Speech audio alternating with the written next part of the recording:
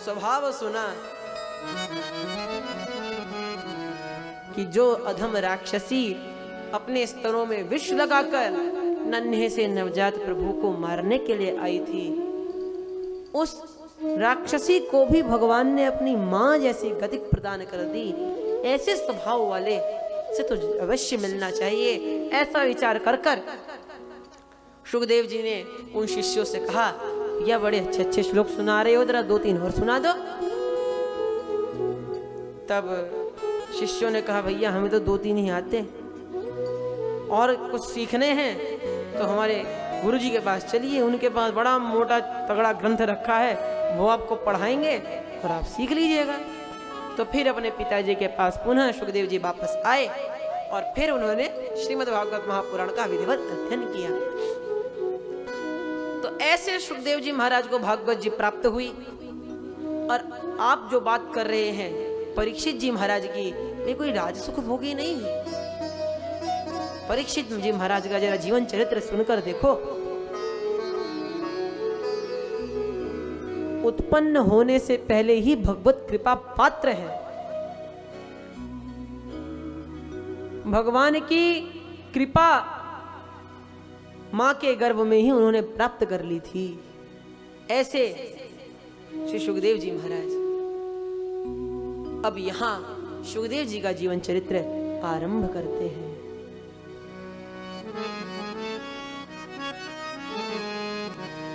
सुखदेव जी के जीवन चरित्र तो हमने सुन लिया। अब परीक्षित जी का जीवन चरित्र ध्यान पूर्वक श्रवण करते हैं। सूत उवाच यदा मृधे कौरवसिञ्जयाना वीरेष्वथो वीरगतिं गतेषु वृकोदराविद्धगदा विमर्श भगनोरुदण्डे धृतराष्ट्रपुत्रे।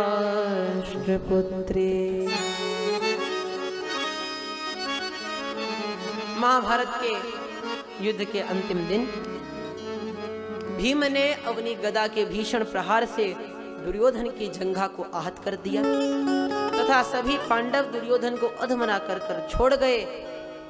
विजय का उत्सव अपने शिविर में आकर मनाने लगे।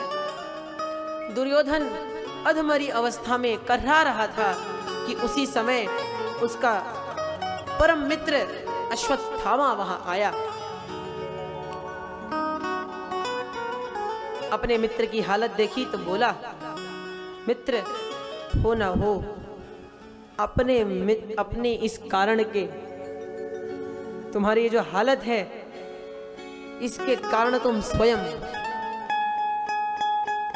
यदि तुम अपनी सेना का सेनापति मुझे बनाते तो अब तक तो तुम संपूर्ण आर्यवर्त में राज कर रहे होते, लेकिन तुमने अपने सेनापति उन लोगों को बनाया जो वास्तविकता में हृदय से पांडवों से प्रेम करते थे, उन्हीं के पक्ष में थे।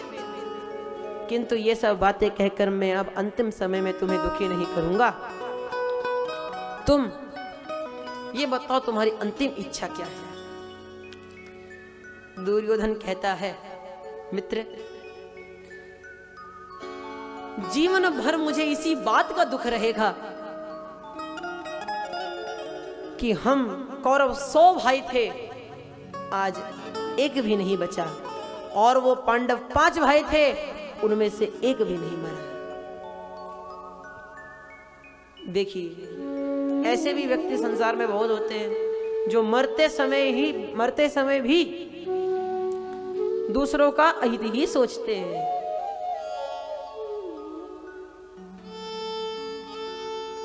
मैंने आपको पहले भी बताया था उपसर्ग के विषय में। दुर्योधन के नाम में दुर उपसर्ग लगा हुआ है, एवं इन्हीं के भैया हैं दुशासन, इन्हीं की बहन है दुशाला, इनके नाम में भी दुस उपसर्ग लगा है। यहां पर उपसर्ग किसे कहते हैं एक बार पुनः आपको बता दूं। हमारे यहां व्याकरण में सूत्र है उपसर्गाः क्रियायोगे, प्रादयः क्रियायोगे उपसर्ग संज्ञा गति संज्ञाश्च स्युः। प्रादियोग की उपसर्ग संज्ञा व गति संज्ञा भी होती है, उपसर्ग संज्ञा भी होती है और गति संज्ञा होती है क्रिया योग में, जब क्रिया के साथ उसको जोड़ा जाता है। अब प्रादि क्या है? तो प्रादि एक गण है, गण विशेष। प्र परा अपसम अनु अवनि सनिर दुस दुर वी अंगनी अधि अपि अति सु उत अभि प्रति परि उप, ये 22 इसमें शब्द परिगणित हैं, जिनमें से कुछ तो मंगल के वाचक हैं और कुछ अमंगल के वाचक हैं।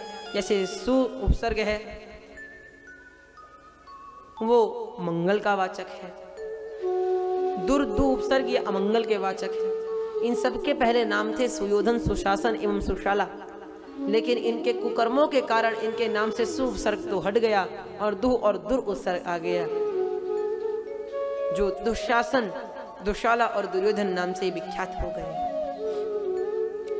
तो मरते हुए भी ये व्यक्ति दूसरों का अहित सोच रहा है। अश्वत्थामा ने कहा चलो मित्र, चिंता मत करो, थोड़ा धैर्य धारण करो, मैं अभी जाता हूं और उन 5 का सिर काटकर तुम्हारे पास लाता हूं।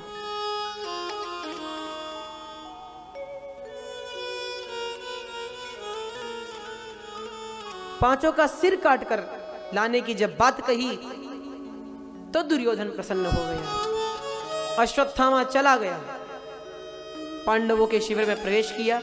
भगवान किसी बहाने से पांडवों को बाहर लेकर चले गए। उनकी सजी हुई शैया पर उनके 5 पुत्र आकर बैठ गए। वही उस पर विश्राम कर रहे थे।